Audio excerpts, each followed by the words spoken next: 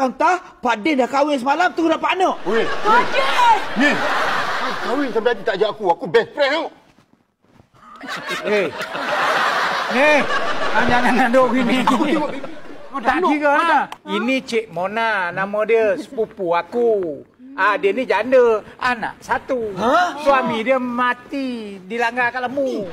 Jadi nanti kalau aku tu nak buat kerja apa? Itulah. Saya kan sekarang dah sebatang kara kan. Sebaiklah Pak Din nak tolong.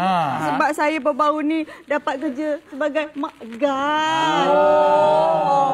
Tak ada siapa. Apa pula magat ada wisil? Jaga tangan, jaga pintu. Ada Itu pistol. Ni magat motor tu. Itu magat lain magat ni security. Itulah. Jadi macam mana? Jadi insyaAllah. Pak Din pun jadi pagat juga. Pak Din. Kalau Pak Din jadi pagat, siapa nak jadi penghulu kampung kita? Takkan Salman. Takkan Salman nak memimpin kampung. Sabar. Kau cantik dah. Handsome dah. Bangang je tak hilang. Tak ni. Nak beritahu. Bukan aku nak jadi Pak Gad. Dia ni nak jadi Mak Gad. Jadi bila dia jadi Mak Gad, anak dia ni tak ada siapa jaga. Akulah jaga buat anak angkat. Terima kasih. Angkat! Pak Din jaga anak angkat. Jangan.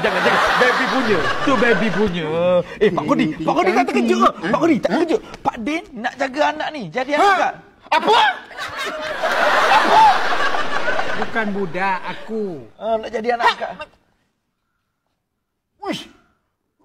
Jam, Audrey. Jam. Jadi, tadi jam.